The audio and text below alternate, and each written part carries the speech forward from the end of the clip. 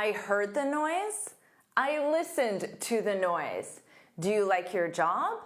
Do you like your work? She's my older sister. She's my elder sister.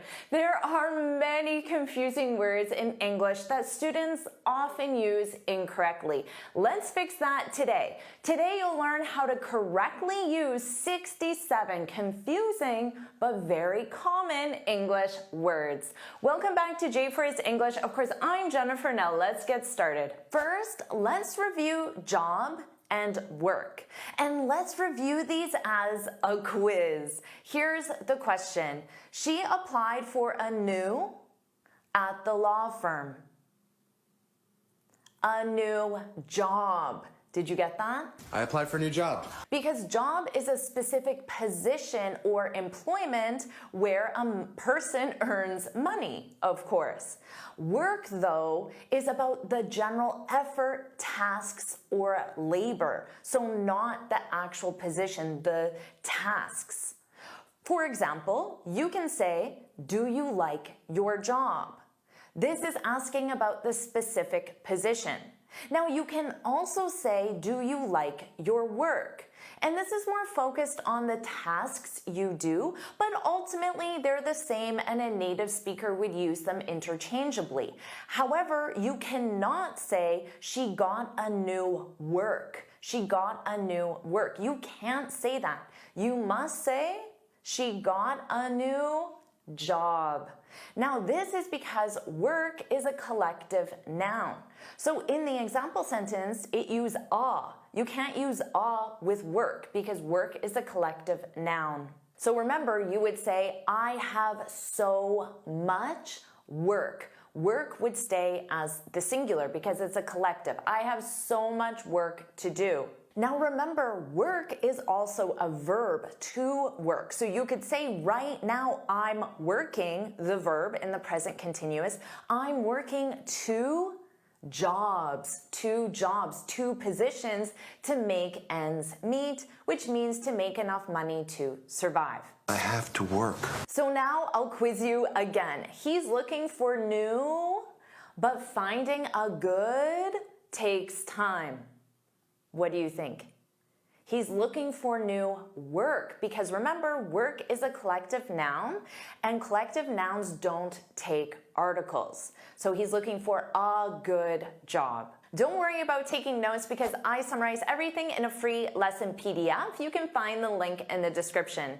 Now let's talk about story and history. I hear mistakes with these two all the time.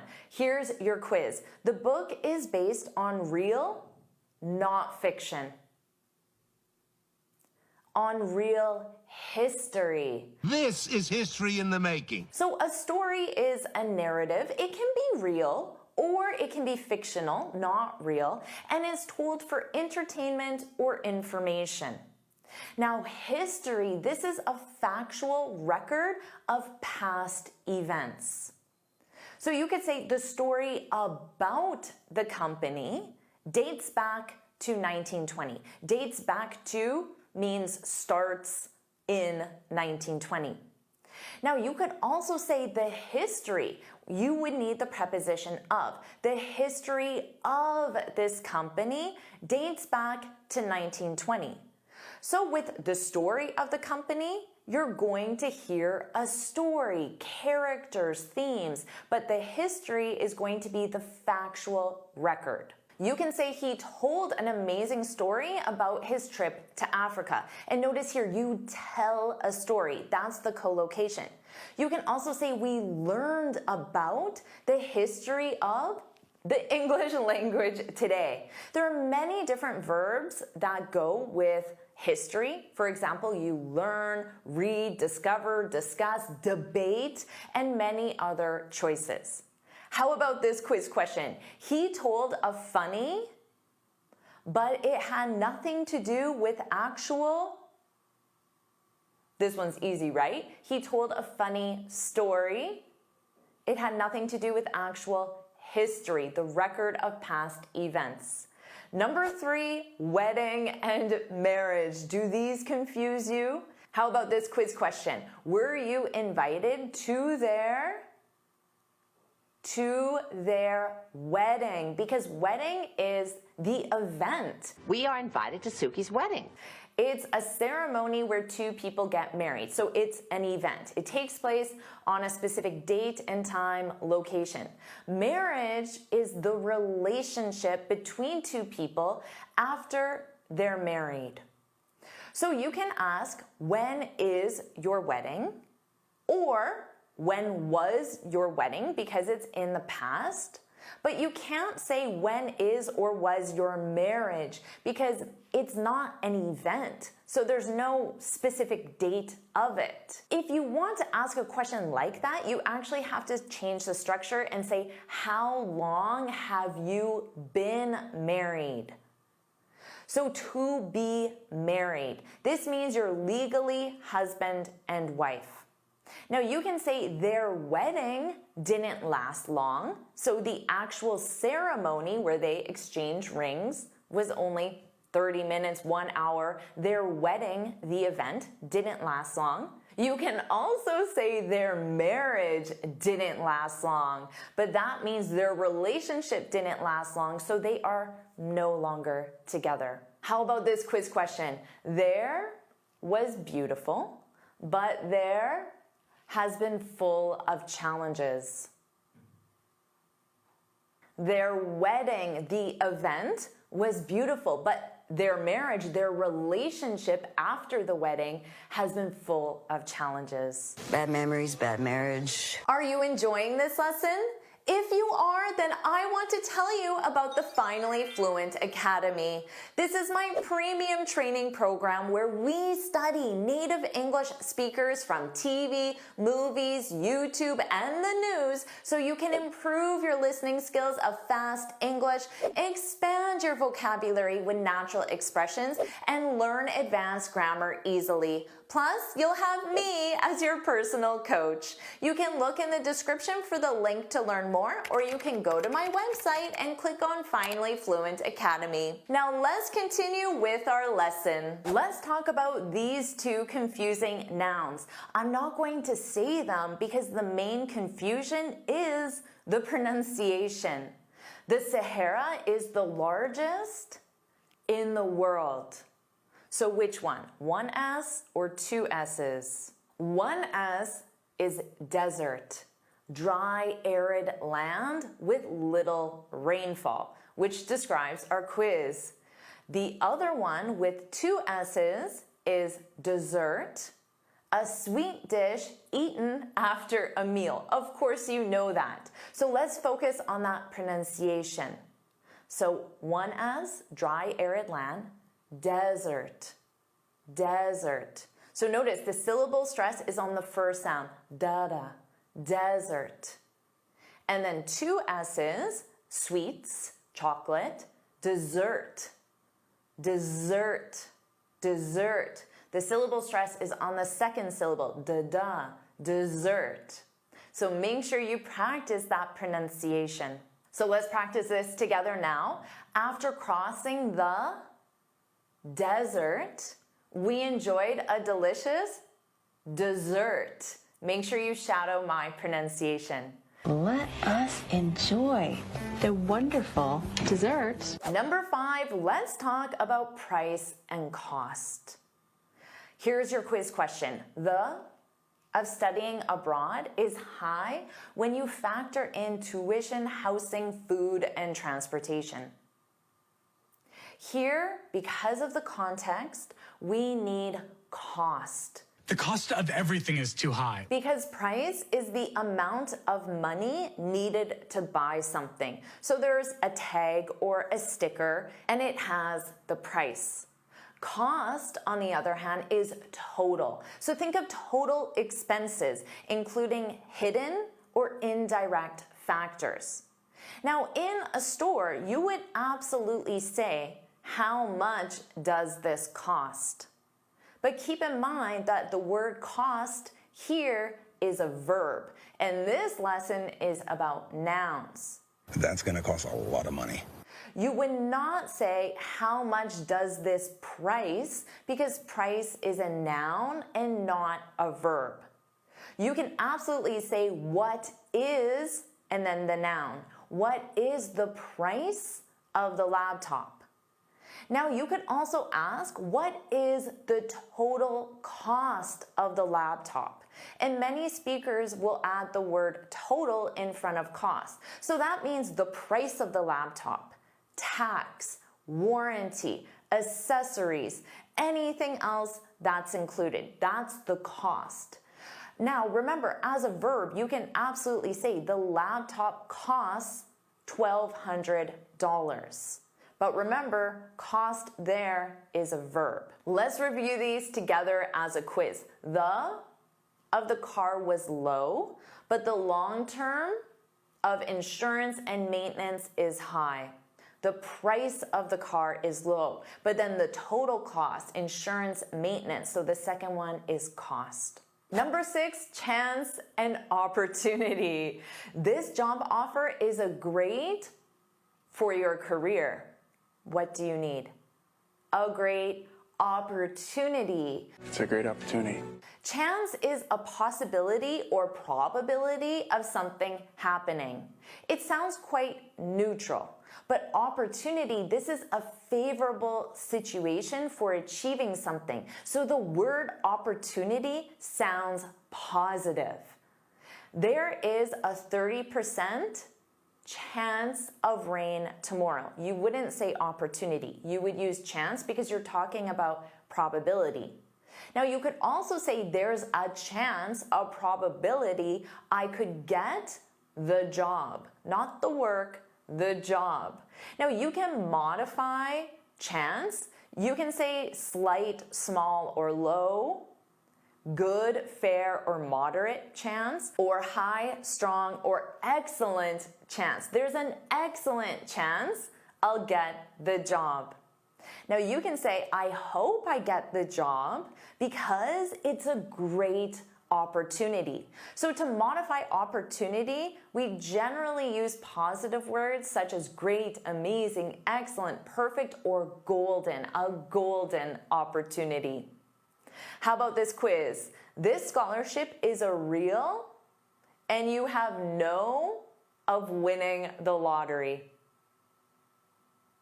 You have no chance of winning the lottery. So go for the scholarship because it's a great opportunity. Small chance, but a chance. Number 7, loan and debt. How about this? We took out a to buy the car. We took out a loan. Got it covered. I took a loan. So a loan, this is money borrowed that must be repaid. You can get this from a bank, a friend, or a family member, or a private company. Now debt, this is the total amount of money owed. You take out a loan, that's the most common collocation. You take out a loan. You can also use get, you get a loan. But with debt, you simply have, you possess it, you have debt. Now, why do you have debt? Because you took out loans, so they go together. You can say, I have so much debt. Debt is a collective noun, so notice no S and so much. Or you can say, I have so many loans I need to repay this year. Loan is a regular noun, so it's singular, plural. How about this quiz question? The helped him buy the car, but now he has to manage the loan. It's something, the money you borrow, the loan. But he has to manage his debt, the total amount of money he owes. And notice that pronunciation. Did you notice the B was silent? Debt, debt, debt. I'm deep in debt. Now let's talk about these two. Again, I will not say them because the confusion is in their pronunciation and similar spellings. So here's the quiz question. Can you pick up my from the dry cleaners? Can you pick up my suit? Suit. I'll go get my suit on. This is a set of matching clothes. It can also mean a legal case, but most commonly it means a set of matching clothes. But the other word is pronounced suite. Suite. This is a set of connected rooms, often in a hotel, but can also be in an apartment complex or condo complex. It can also be a collection of software. So you'll probably hear that word with software as well. So now let's focus on the pronunciation with these examples. He wore a navy blue suit. So repeat after me. Oot, oo, oot. Suit, suit. He wore a navy blue suit to the interview. Our hotel suite. It's the exact same as chocolate is sweet. The hotel suite had a beautiful ocean view. How about this quiz? Why are you wearing your in our? What do you need for pronunciation? Why are you wearing your suit in our suite? Your suit in our suite. That's one for you to practice. And of course, take it off and relax for a bit. Wear on vacation. Our next confusing pair, again, the confusion could be because of the spelling and pronunciation. So I won't say them.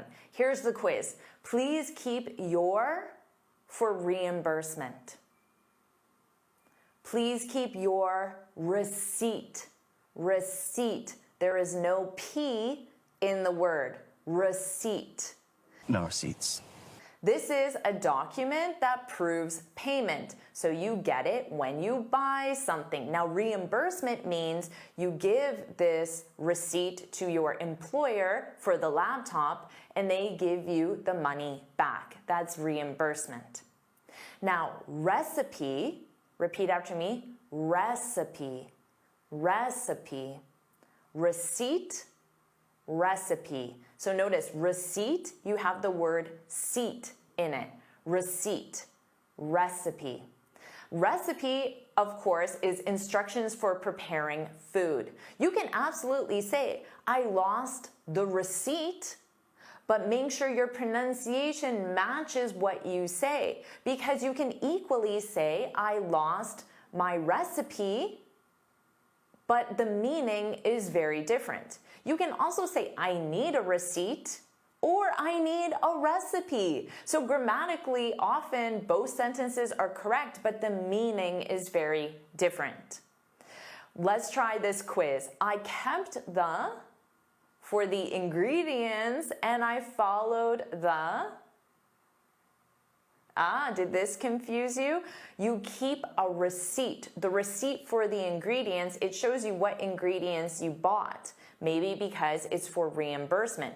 And you follow a recipe. You follow instructions, and a recipe provides instructions. Did you get that one? Did you follow the recipe? Number 10, again, confusing spelling, confusing pronunciation, totally different meanings. I won't say them yet. What can we do to improve workplace? Workplace morale. Morale, morale. Washing the gossip and lifting the morale in the house.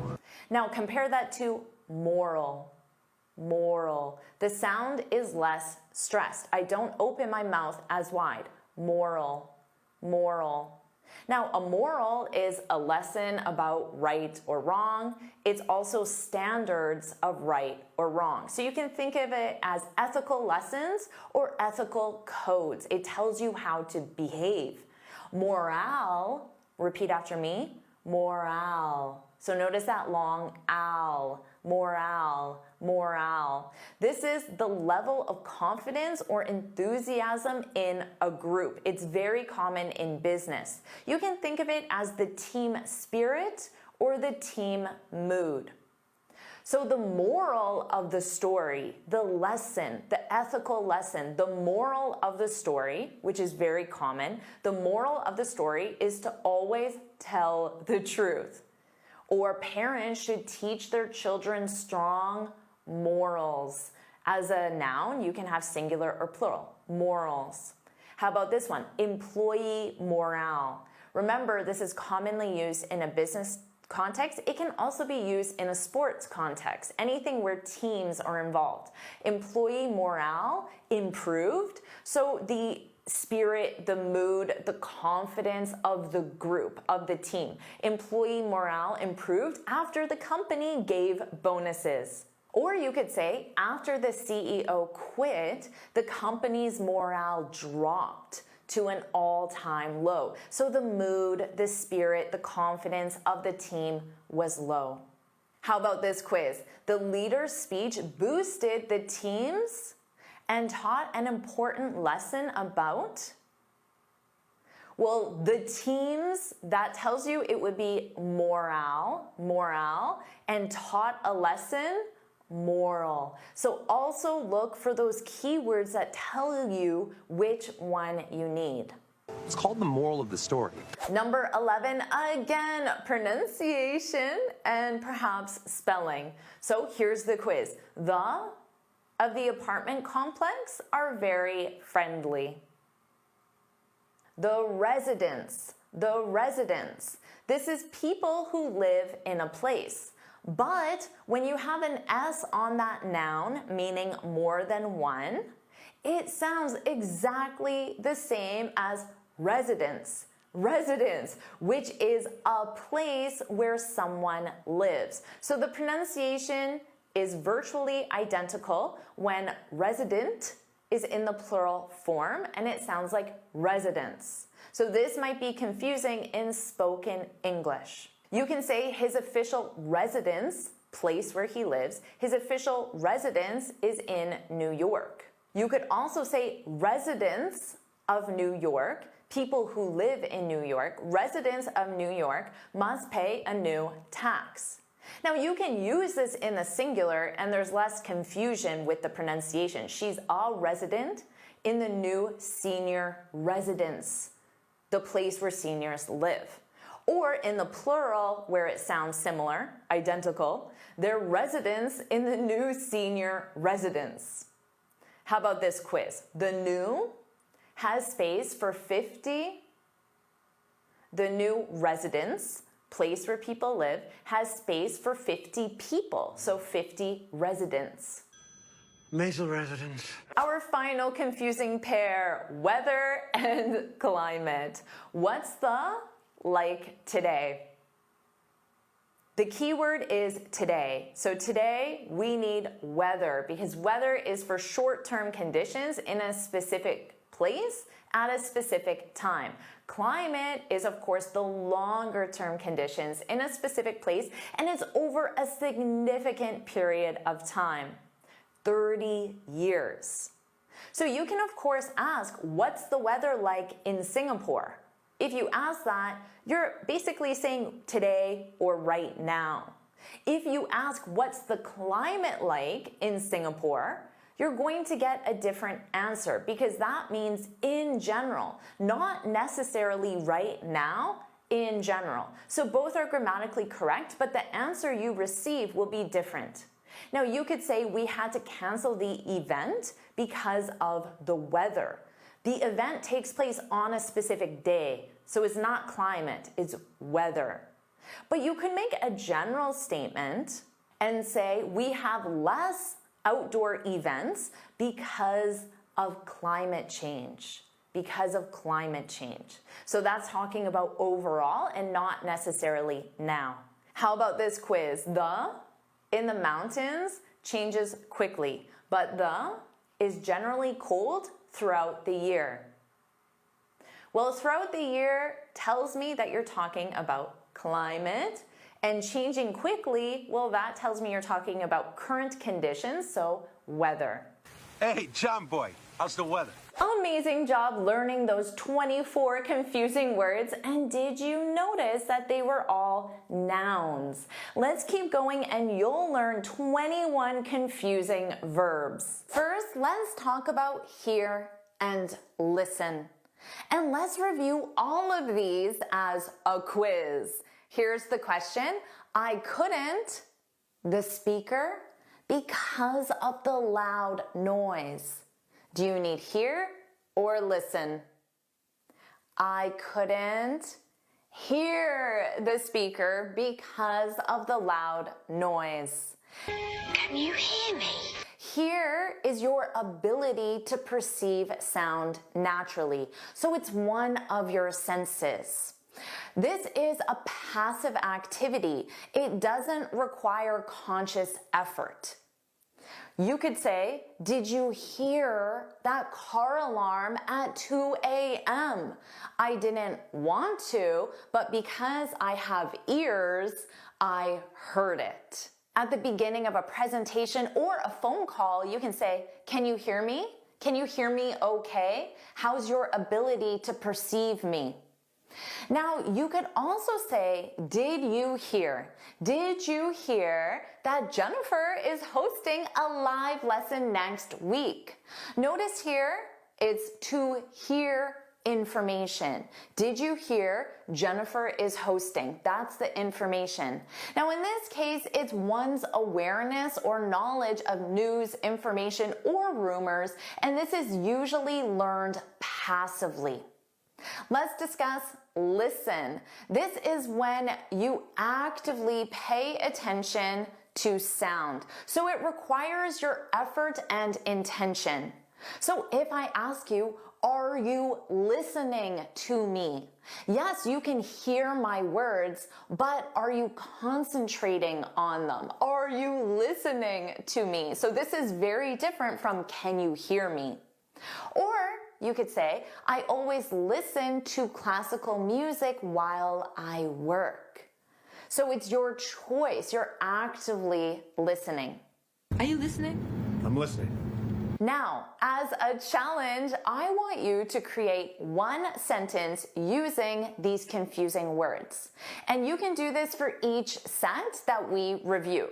So, can you think of one sentence that contains both hear and listen? Here's mine. Share yours in the comments. I can hear music in the background, but I'm not listening to it. So my ears can perceive the sound, but I'm not actively paying attention to it. I'm not listening to it. Now let's review say and tell as a quiz. Can you, me, what happened at the meeting? Which one do you need? Can you tell me? Tell me what happened at the meeting. Tell requires a person as the object. So the fact that the quiz question had me, that is all you need to know to choose tell. Tell me what happened. You should tell your boss, someone else, you should tell your boss that you need a day off. You should tell her. Say does not require a person as the object. What did you say? If you use an object, you need the preposition to. What did you say to her, to your boss? Or you could say, she said we should work late. Now here, we is not the object. We is the subject of the clause. We should work late. This is what she said. She said we should work late. So you cannot say, she said me to go home. She said, I should go home, or she told me to go home. Well, boss told me to go home. Also remember, say emphasizes what is being expressed. Tell emphasizes the person receiving the information. And also, you tell the truth and you tell lies. So with these two words specifically, truth and lies, you use tell. That's the correct choice. Now it's time for your challenge. Write one sentence that uses both say and tell.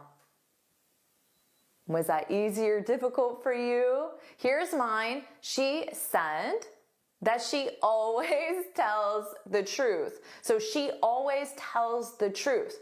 This is what she said. Now let's review speak and talk. Here's your question. She, 3 languages fluently. This is easy for you, right? She speaks, of course, she speaks 3 languages fluently. Did you conjugate that verb? All of these are verbs, so you need to conjugate them as well. Just like tell is the correct choice with truth and lies, speak is the correct choice with languages. You speak a language. You improve your speaking skills, right? Speak to me. What if I said, let's speak about this later? Let's talk about this later. Both of these are grammatically correct. Speak is more formal and is often used in presentations. For example, she spoke about the importance of adopting AI. This sounds like she gave a speech or she gave a presentation on this topic. She spoke in a formal context. So you might ask, who's speaking at the conference next week? You wouldn't say who's talking. Talk is used in casual conversations. He talked about the importance of adopting AI. The same sentence, in this case, we're using talk. So this could be at a meeting or just in casual conversation. You could ask someone, can we talk about this later? Can we talk? Can you write a sentence using both? Here's mine. We talked about how she speaks 5 languages. How did you do with this one? Now let's review see, look, and watch. Do these confuse you? How about this question? I always TV after dinner. I always watch TV after dinner. Always is an adverb of frequency, so the present simple. See, this is passive. Just like here, see, this is one of your senses. So it's passive. It involves perceiving things naturally. I can't see without my glasses. So it's your sense of sight. I can't see. Or, did you see that bird? You could say, no, but I heard it. Your ability to hear, your ability to see. Now look, this is focus effort to direct your eyes at something specific. You need to look at your audience when you're speaking, because if it's an audience, it sounds like it's more formal. That's why I used speaking. Don't just look at your notes. Look at your audience. Conscious effort. Look at me. Now watch. This is when you continuously look at something and something that changes or moves. For example, you need to watch the kids closely. So continuously look at them with focused effort and the kids are moving around. Now, because of that explanation, this is why we use it with movies, TV shows. What did you watch last night? I watched TV, a movie, or one of Jennifer's YouTube videos. Watch me. How about this one? Do you want to see a movie or a show this weekend? This is very commonly used by natives. Keep in mind that the focus is on attending. Do you want to go to a movie? Also keep in mind this isn't used with TV. So you wouldn't say, do you want to see TV this weekend? So now that you know the difference, it's time for your challenge and you need to write one sentence with all 3. See, look, and watch. Can you think of one? This might be a little more difficult. Take your time, but here's mine. He looked at the painting, so conscious effort, then saw the artist watching him from across the room.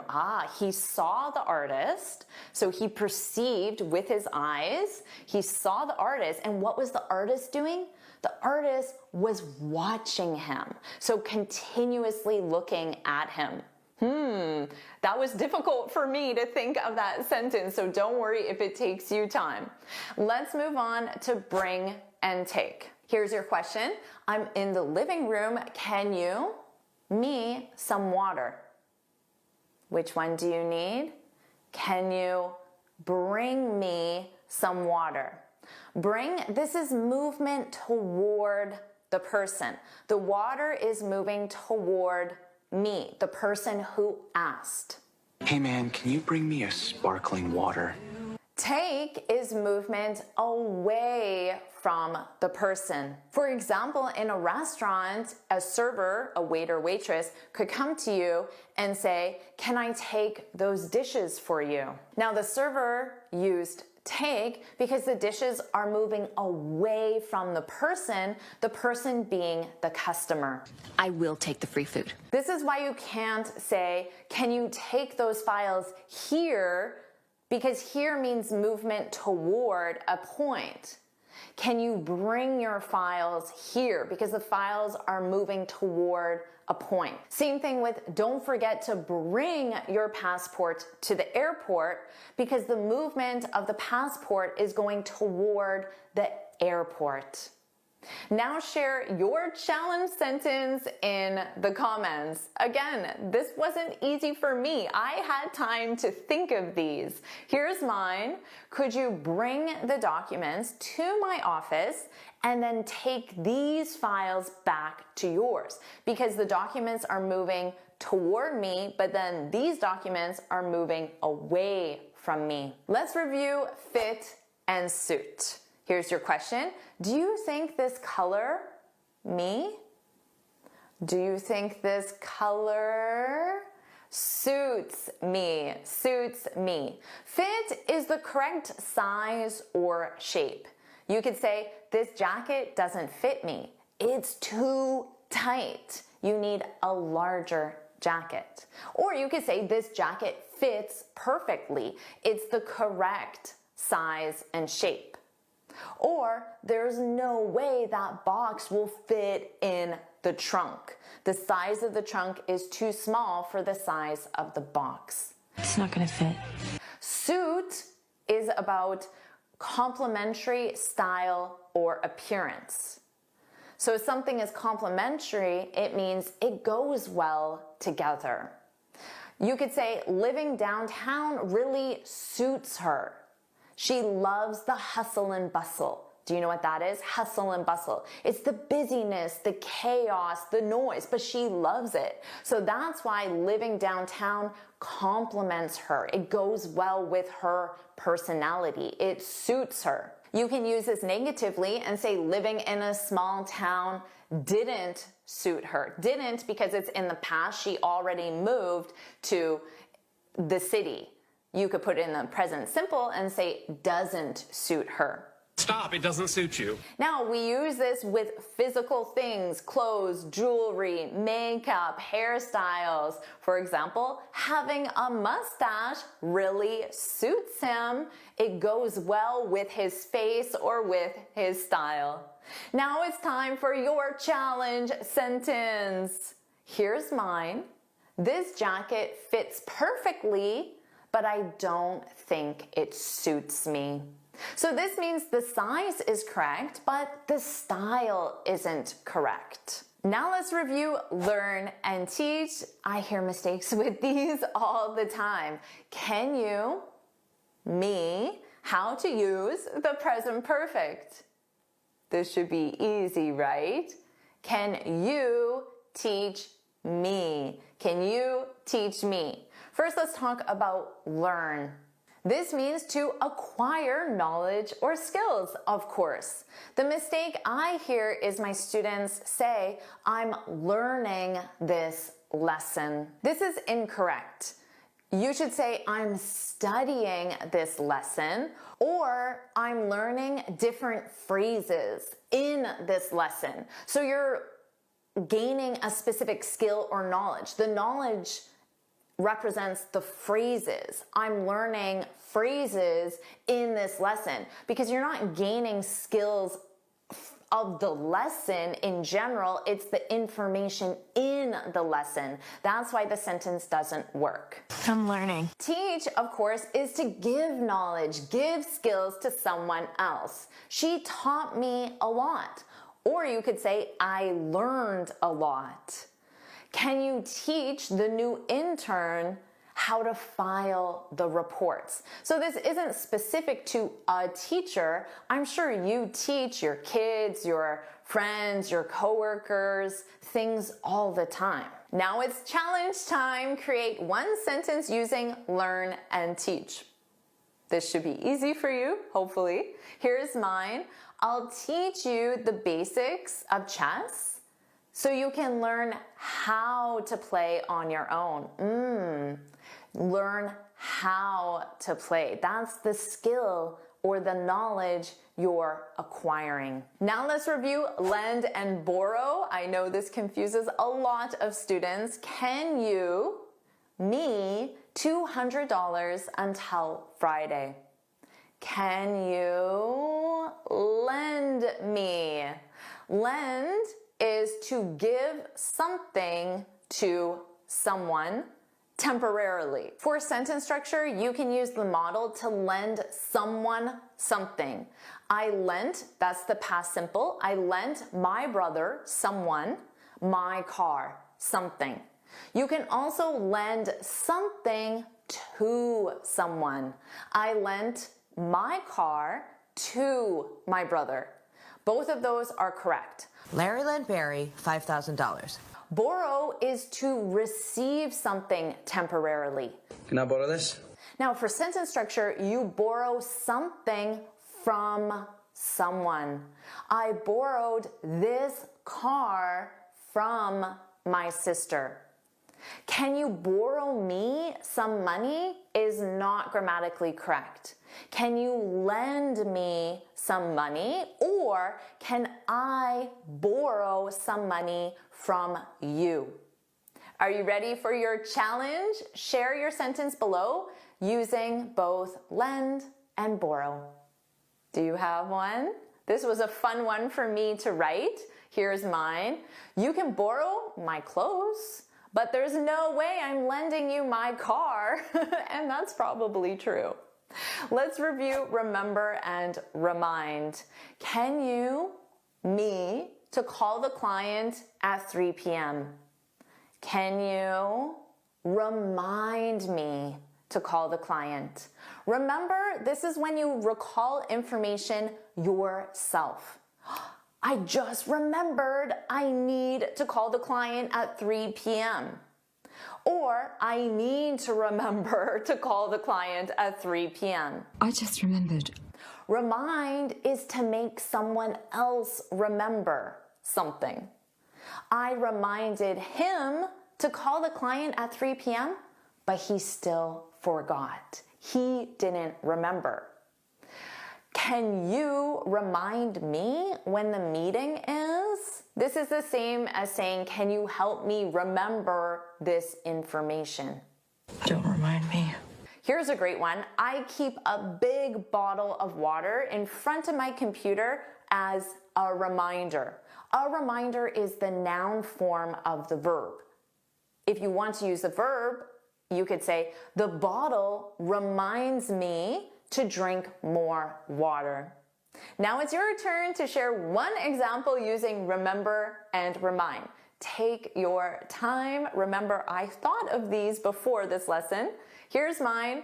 I rarely remember my appointments. So can you please remind me to go to the dentist at noon? Now let's review wait and stay. You should at home today if you feel sick. You should stay at home. Stay at home today if you feel sick. Wait means to pause or delay until something happens. For example, wait to buy the computer until Cyber Monday. This is the same as saying don't buy the computer until Cyber Monday. Or you can say, I've been waiting for 20 minutes. Do you know how long I've been waiting for this moment? Stay, think of this as to remain in one place, location. Stay in the restaurant, I'll get the car. Or you could say, wait until I get the car. Wait to leave the restaurant. Wait for me. Your final challenge. Share one sentence with wait and stay in the comments. Do you have one? Here's mine. I'll wait for the package at the office while you stay with the kids. So stay, remain in one place. Great job. Now let's focus on adjectives and you'll learn 22 confusing adjectives. Let's review these confusing adjective pairs as a quiz. Here's the first pair. Envious and jealous. Which one do you need? Sarah was of her coworker's promotion and that she'd be spending more time with their boss than her. The first one you need, Sarah was envious of the promotion and jealous of the coworker spending time with the boss. Now, these are commonly confused because they both relate to negative emotions about what other people have. The coworker has the promotion, has the time with the boss. But they differ in the focus. So envious is wanting something, the promotion, that someone else has. The coworker has the promotion. Jealous is the fear of losing something you already have, often in relationships. Sarah has a relationship with her boss, but she's jealous of her coworker because she fears that as the coworker spends more time with the boss, she'll lose that relationship. I'm so jealous. So you can say Anna was envious of her friend's luxurious vacation, something Anna doesn't have. Or you can say he couldn't help but feel envious. Notice you can use the verb feel. You can feel these emotions. Feel envious when he saw his colleague's new laptop. Again, he doesn't have this item. Now, using jealous, she became jealous when she saw her boyfriend talking to his ex. Now, notice you can become jealous, which means to transition from not jealous to jealous. Or you can say, I know it's silly, but I'm jealous, to be jealous. I'm jealous that you have a new friend because I'm afraid that our relationship will suffer. Now, let's do one more quiz. Mark felt of his brother's new car and of all the time he spends repairing it with their father. So this should be easy because you know the first one is envious of something, of the new car, and jealous about a relationship, the time the brother spends repairing it. Now let's review childish and childlike. Here's the quiz. Emma has a sense of wonder, but can act when she doesn't get her way. Well, one of them sounds positive, childlike sense of wonder, and one of them sounds negative, childish when she doesn't get her way. Now these are confused because both relate to behaving like a child, but different in their connotation. Like I said, positive for childlike, it suggests innocence, enthusiasm, wonder, but childish is negative. It suggests other qualities that children have: immaturity, bad behavior. So you can say she approaches speaking in English with a childlike enthusiasm. That's a positive thing to have. Would that describe you as well? If it does, put that's me, put that's me in the comments. Or you can say he looked at the stars with childlike amazement. Throwing a tantrum because the flight is delayed is childish. Or his childish refusal, so this is an adjective, it describes his refusal as childish. His childish refusal to apologize made things worse. It's childish. Very childish, Mal. Very childish. Let's try another quiz. The artist's work had a simplicity, but his refusal to accept criticism was rather, well, which one's positive or negative? The first one sounds positive, a childlike simplicity, but the second one sounds negative, so it's childish. The next pair, anxious and eager. Olivia was to start her new job, but felt about making a good first impression. She was eager to start her job, anxious about the impression. Now, both describe anticipation, thinking about something, expecting something in the future, but with different connotations. So feelings. Eager is positive. It means excited, enthusiastic. Anxious is, of course, negative. It means worried, nervous. She was eager, so here our verb to be in the past simple. She was eager to share her good news. Or he feels eager. You can use to feel. He feels eager to begin his new adventure. But he was anxious about the client's feedback. Ooh, that negative feeling. Or she felt anxious before giving her speech. I'm sure you can relate to that. Another quiz. The team was to launch the product, but the investors were about potential risks. The first one sounds positive, so eager. The second one with the risks, that sounds negative, so anxious. Now let's talk about elder and older. My brother bought an house. This is easy, right? My elder brother bought an older house. Now, both relate to age, but they are used differently. Elder is mainly used for people, brother, sister, specifically when comparing family members, and it means born before another.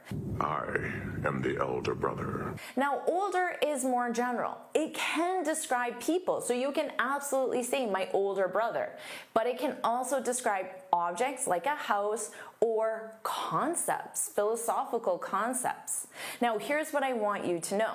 Native speakers, including me, prefer older when referring to family members. I would not say my elder brother. That does not sound natural to me as a native speaker. It sounds more formal and, to be honest, outdated. But it is grammatically correct. So grammatically, you can say his elder sister always gives him advice, but just know a native speaker will say his older sister always gives him advice. Now, natives do use the word elders in this context. You should respect your elders. In this context, elders represents older people. I instantly think of grandparents or senior citizens. So they're older people with life experience and wisdom, elders. Now, of course, older is more general. So you can say this is the older section of the library. My dog is older than my cat. So let's try the quiz again. She is the of the two sisters, but her husband is much than her. So the first one is elder because it compares age within a family, but her husband is much older than her. And again, I would personally say older in both. Now let's talk about effective and efficient. Even native speakers confuse these. The new marketing strategy was very at increasing sales, but it wasn't very because it took too much time and money. Now, the second I see time and money, I know it's efficient, and a result increasing sales, that tells me the first one is effective. So we can be efficient and effective cogs. I always considered your father a very effective and efficient man. Both relate to results, but they focus on different aspects. Effective means something achieves its intended result. Efficient means something achieves a result with minimal waste of time or resources. Now, they are often used together. I'm looking for an efficient and effective way to become fluent. I'm sure you are. You can say this new study method is very effective. It produces the desired result. You can say this study method is very efficient. It doesn't waste time, it doesn't waste money or any other resources. Let's try another quiz. This medicine is at treating headaches, but a more solution would be to find the root cause. Well, the first one talks about achieving a result, so effective. And then the second one is talking about using resources, so efficient. Now let's talk about respectable versus respectful. Here's the quiz. The professor's students are in his class because the students are respectful because he's respectable. So both relate to the concept of respect, but they describe things differently. Respectable describes someone or something worthy of respect. The professor deserves respect. That's respectable. Respectful describes someone who shows respect to others. So you can say he became a respectable manager through hard work. You are very focused. I respect that. Or you can say becoming fluent in a second language is quite respectable, worthy of respect. Now, respectful is giving. So the students were respectful during the guest lecture. Or you can use this in the imperative. Please be respectful of all the different cultures and customs in this group. Now let's try another quiz. Despite working in a male-dominated industry, her colleagues are always towards her and treat her like a engineer. Well, her colleagues show respect, so they're respectful because she deserves respect because she's a respectable engineer. Let's talk about lonely and alone. Even though he was in the house, he didn't feel because he was busy reading. He was alone in the house. He didn't feel lonely. So they both relate to being by yourself, but again, they have different meanings. Lonely means feeling sad and is due to a lack of social connection. So it sounds negative. Alone just means physically by yourself. It's not positive or negative, it's neutral. You can say he felt lonely. Again, this is an adjective that you feel the emotion. He felt lonely after moving to a new city. I am lonely! Even though she has a big family, she sometimes feels lonely. Now you can say, I prefer to study alone. So how do you study? Alone, without anyone else. Or I usually eat lunch alone in the garden, by myself, without anyone. Let's try another quiz. Although she likes spending time, working remotely can get...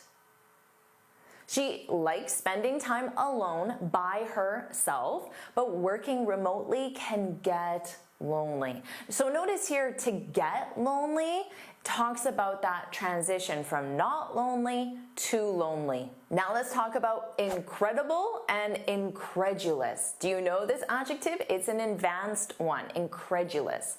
She had an opportunity to receive a free scholarship abroad, but her parents were, when she told them about it. She had an incredible opportunity, but her parents were incredulous. So both relate to believability, but they differ in meaning. Incredible means amazing or unbelievable in a positive way, but incredulous, it describes someone who is skeptical, doubtful, or disbelieving. So the parents were skeptical about this incredible opportunity. So of course with incredible, you can say the view from the top of the mountain was incredible. Incredible view. Or he told an incredible story about his travels. Now with incredulous, she gave him an incredulous look when he claimed he learned English in 1 month. So a skeptical look, like, I don't believe you.